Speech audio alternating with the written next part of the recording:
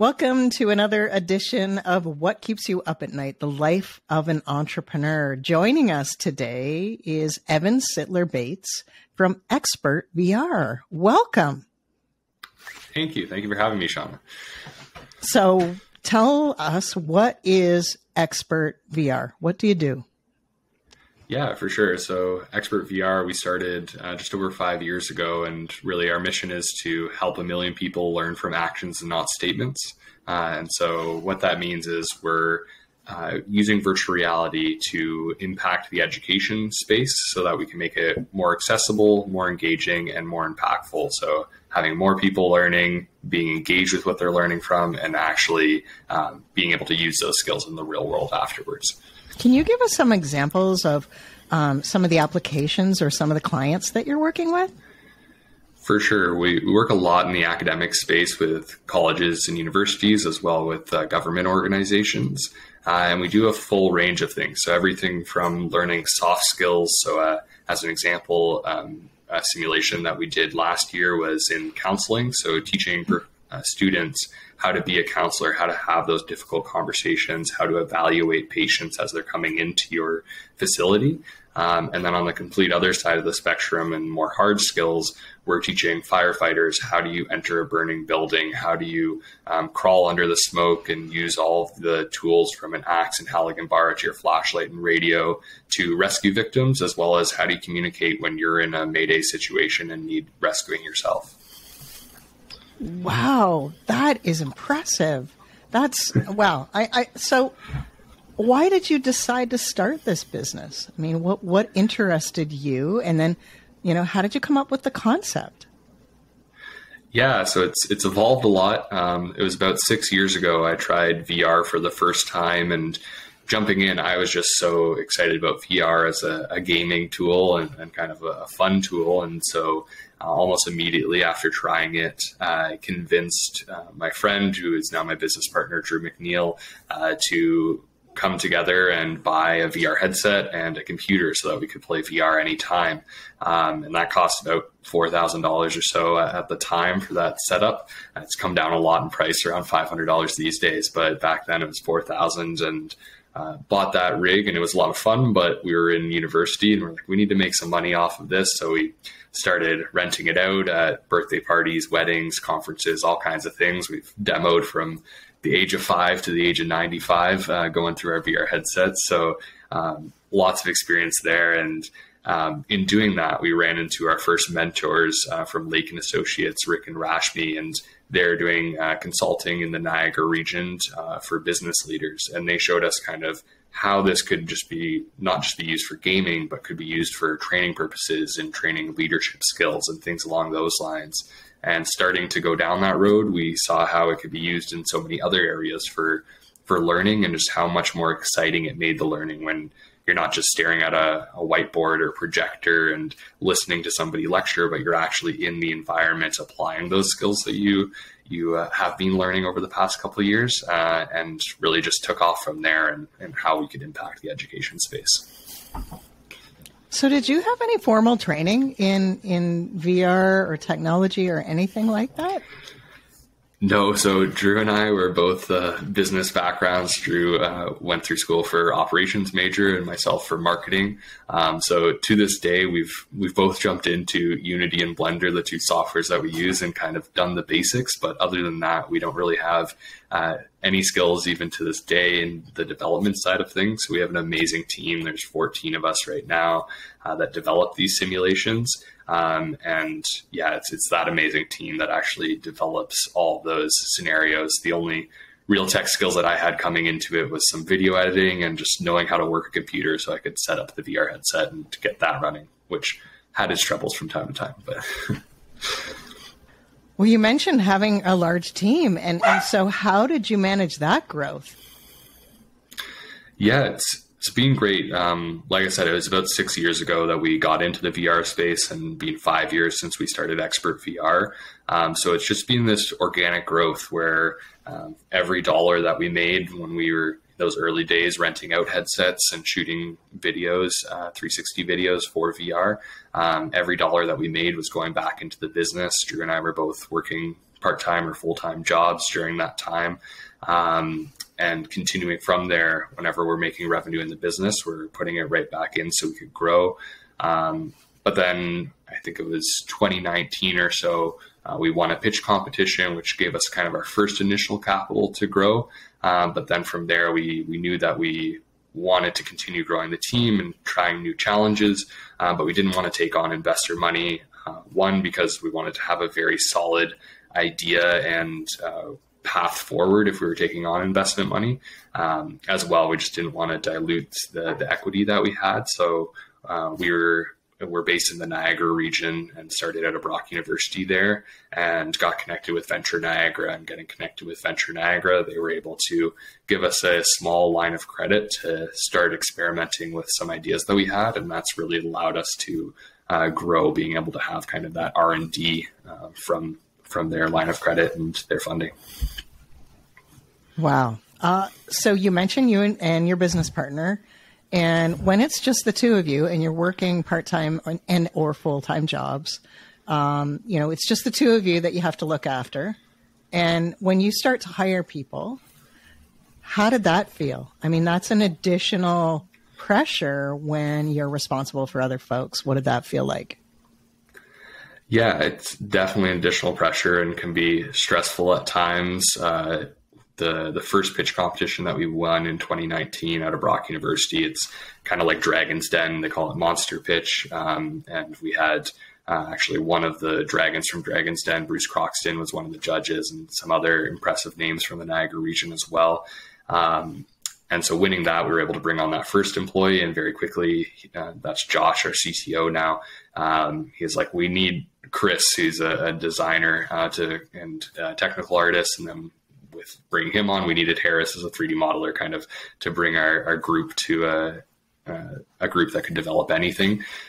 So that first 5 of us was definitely stressful, figuring out how do we manage employees, how do we manage their time. They were also finishing up school and figuring out sick days and things along those lines as well. There's a lot to figure out, and I'll be honest, it really hasn't gotten any easier for every new group of employees that we bring on.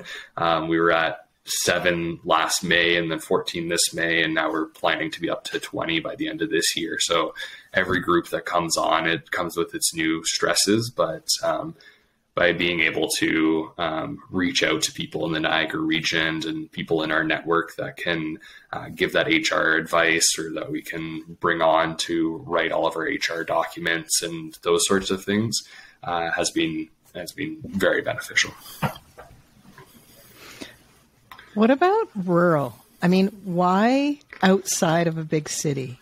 I mean, technology is typically a big city venture. So why outside of a bigger center? Why did you choose that? Yeah, it was originally just because that's where we were. We started out of Brock University as business graduates there. So that was kind of the initial reason we were in the Niagara region. But then building such a great network there's so many amazing amenities available to startups in the Niagara region, all kinds of different groups and organizations to help you out, and amazing connections to get you connected across the border or into Toronto or other places. So it just really became home to us, and where we were able to get a lot of amazing talent as well, because Brock University and Niagara College made a partnership, I think 6-7 years ago, to develop a gaming program between the two of them. And basically everybody that we hire on the development side is from a gaming background, like a game development background. So that program has been like half our team comes from that program, and it's been very beneficial to hire that in. But then as well, as a VR company, it doesn't really matter too much where we are. Obviously, from time to time, myself doing sales have to go into Toronto or different places to have meetings. But for the most part, we're having meetings over video. And then for our team and culture wise, we're able to get together every Monday in virtual reality. We have a boardroom where we can write on whiteboards. We can bring in videos and pictures.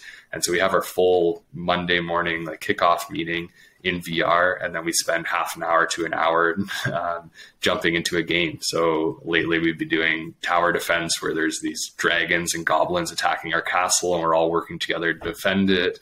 This past week we did like a challenge game where we split into 2 teams and had to go through this obstacle course and different puzzles and everything.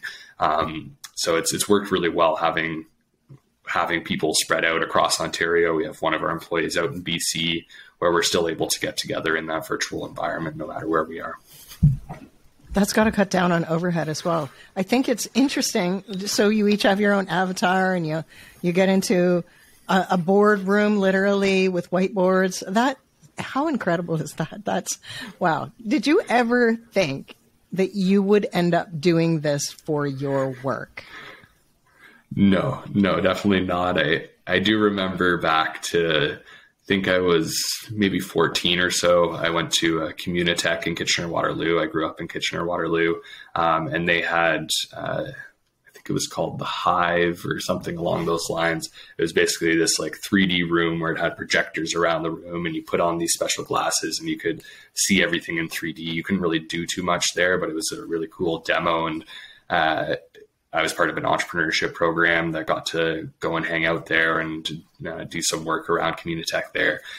So I remember on like the drive home after doing that, I was talking to my dad, and he was like, how cool would it be to have like a suit in the future where like you could see all of your fingers and interact just like you would in the real world? And even then I was like, yeah, that'd be cool. I don't know if it's really ever coming. And now we're working with suits that can do that, and we've been able to do all of those things. So it is pretty crazy just over the past 10 or so plus years, how much things have evolved to where they are today. You touched on it a little bit, but what are the advantages of being a rural entrepreneur? Yeah, I think number one, like you mentioned, is overhead. We don't have any office space. We do have like hot desks in Niagara as well as in Toronto, and then we have access to a network of hot desks kind of across North America if we need them. So that kind of one, the overhead, but then the flexibility of being able to have meetings anywhere across the country if we need to, and having these like really professional, nice spaces that we can go and work out of that would cost a lot more if we were paying for that monthly ourselves instead of just having a hot desk available. As well as with that, like we're part of the DMC out of Ryerson, or what is now TMU, Toronto Metropolitan University. And being able to go to a hot desk in that space where we're sitting down with other entrepreneurs and founders and employees of startups and get to like mingle and see if we can collaborate or at least learn from them. That's been very beneficial to have kind of that as being a rural entrepreneur that can go into all kinds of different spaces and meet all kinds of different people. And then I think for our employees, it's been very beneficial that, hey, you can live anywhere. You can, if you want to live in the city, go live in the city, but you can save that money and go live in a place that you want to live. We have a couple employees in Crystal Beach that get to go to the beach every day and save on rent and everything. So just being beneficial overall for us as entrepreneurs, but as well for our employees, and I think for our clients as well, having that flexibility. When you start out, you were lucky enough to have a partner, but in a lot of cases, you're doing everything. And so what was the first thing that you were happy to offload to somebody else? The first thing that comes to mind is accounting. I was kind of the numbers guy for the first 2-3 years of us running a business. And then I offloaded that to Drew, my business partner, funny enough. And now we have an accounting firm that we work with and a bookkeeper that we work with on a monthly basis. So having that, it's not that I wasn't that great at it, not that Drew wasn't great at it, but just having that confidence on the money side that somebody is very professional and has the training to evaluate these things was amazing.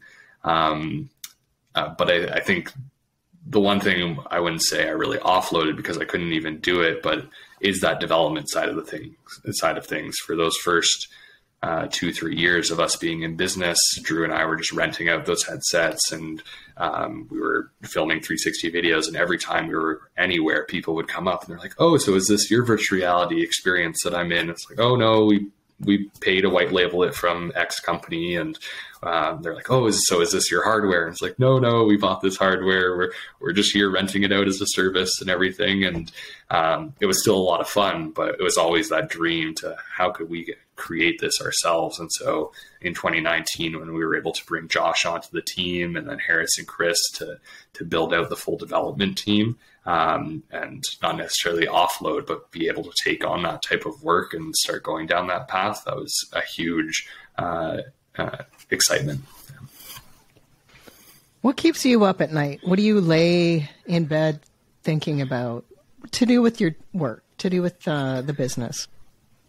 Yeah, it's kind of two things, I would say, short-term and long-term. So myself as CEO, I'm thinking about the long-term strategy all the time. So it's kind of those long-term strategies that I'll wake up and flip over and write a note down in my phone of, oh, we need to go talk to X partner about this and try and make this happen. Or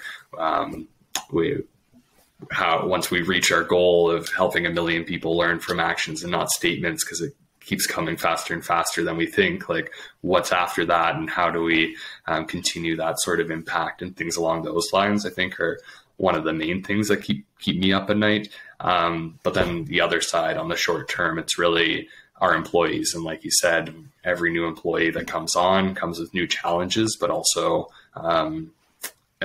I don't like when startups or organizations call people like a family, but we are like a team. We're a really amazing team, and we call everybody on our team stallions, which comes from the TV show Silicon Valley. And we're like, these are our stallions working away. And with that, it's like, as the CEO and Drew as the COO, we're meeting with these people. We have, obviously we see everybody on a daily basis through the Discord is what we use to connect with.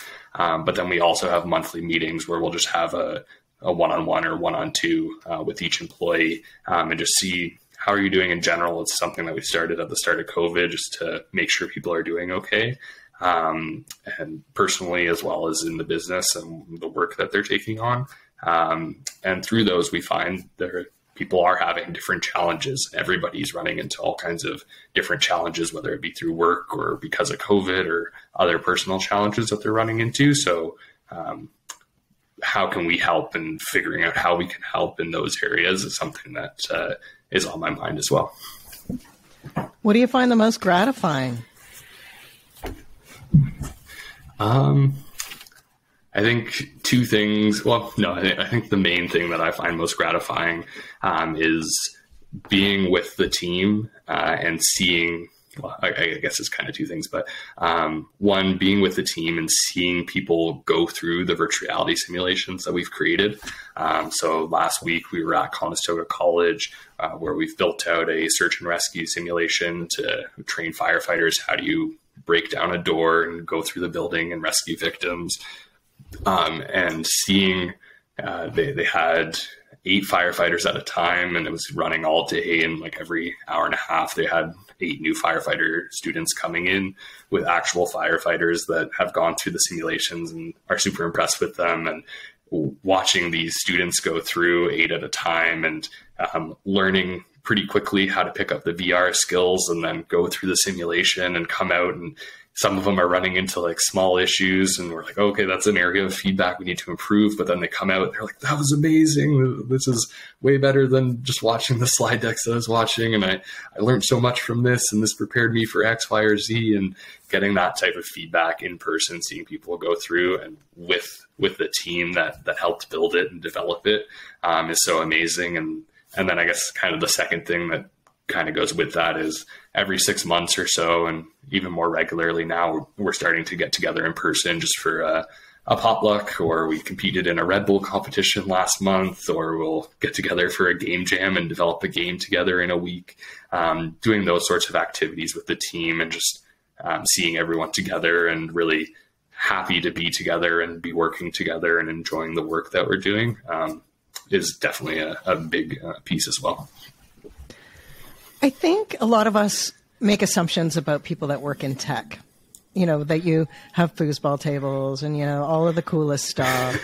What is something about your team that people may be surprised about?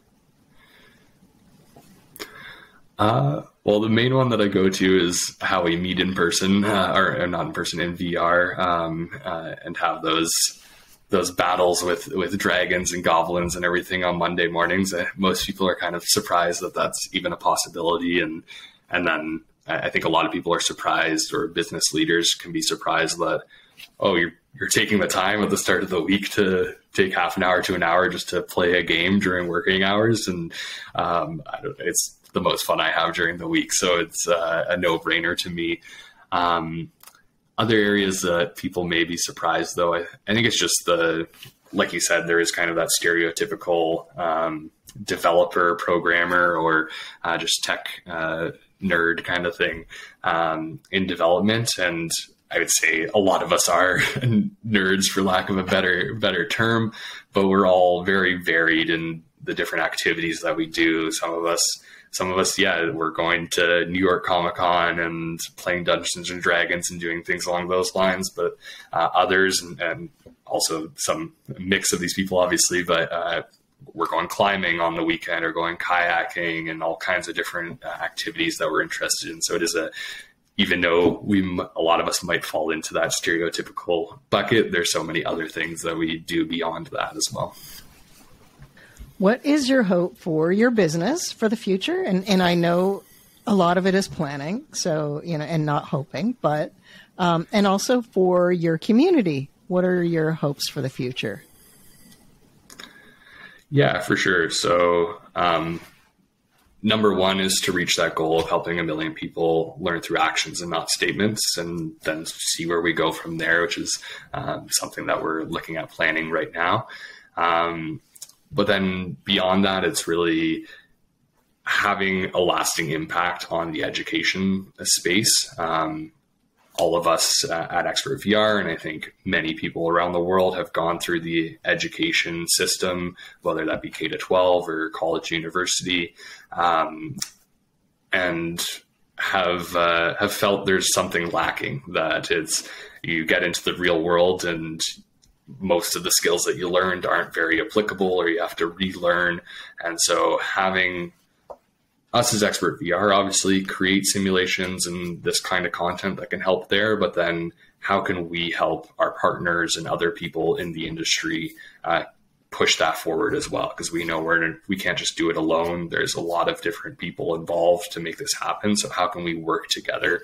And you mentioned our community. I don't know if you were talking about our community specifically that we created, or just community in general, but sorry.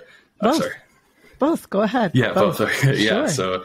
So to comment, yeah, because it's pretty new. So I don't know if I'd mentioned it before this meeting or at all, but just a few weeks ago, we launched a community, and it kind of has that goal that I was just talking about of helping impact the education industry. And like I mentioned at the start, making it more accessible, engaging, and impactful. And basically, we created this community. It's just on Discord for anybody that's in the education space to join. And right now, it's like a conversation space where we're talking about different ideas. We're sharing VR articles, some like blockchain articles, and everything that's impacting the education space. But how we want to grow this in the future is all kinds of different activities to actually create action, where people that are new to VR, we're taking them into a VR space and training them on how they use that space in their classroom and how they could utilize it in their different lessons, as well as bringing partners together where we can have group discounts on different types of software or hardware that a teacher may need to start using it in their class. And what I'm most excited about is over the next year, we're going to do a co-op project where we bring together at least 5 schools from probably across Canada to start. And XpertVR funds a development project. So they don't have to put in funds, and we're putting in those funds where at the end, they get unlimited licenses to whatever product that we create. And that as XpertVR, we can then sell that product to other schools to continue expanding VR around the world, as well as for us to fund future projects. So really excited to like play with that type of model with the community that we're building and see how the education space could move away from kind of this competitive nature where every school is competing against each other, and more interested in admission rates and things along admission rates and things along those lines than just like how students are getting prepared for the real world, and bringing it towards that central goal that everybody's working towards. Yeah, and I think that kind of answers the community as a whole as well. I'd like to see come towards more of that student-focused future. Super exciting. How close are you, by the way, to the million, that magical number? How close are you? Yeah, I'll be honest, we are still quite off. I think we're at about 15,000 right now. Okay. But it's picking up. Like right now we have every semester there's a few thousand now, and just a year or two ago it was 10 or 100 maybe per semester. So now it's a few thousand. And then we just launched our first 2 products in police and firefighter training. And so those, now that we're not just building things that are custom and something that multiple schools, multiple fire departments can use to train in, that's starting to get us out into a lot more places and get a lot more students through these types of experiential learning experiences.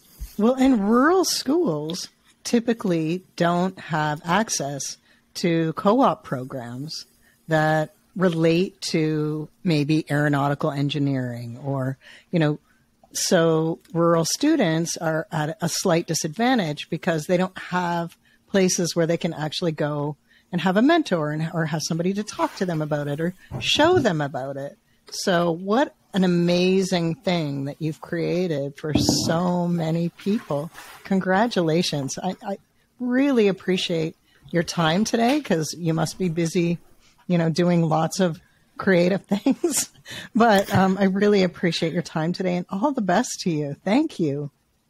Yeah, no, thank you for having me, Shauna. It was great being on the podcast, and yeah, just really excited for the impact that not just we, but all the people that we're working with can have on the education space. And it's going to be an exciting future, I think.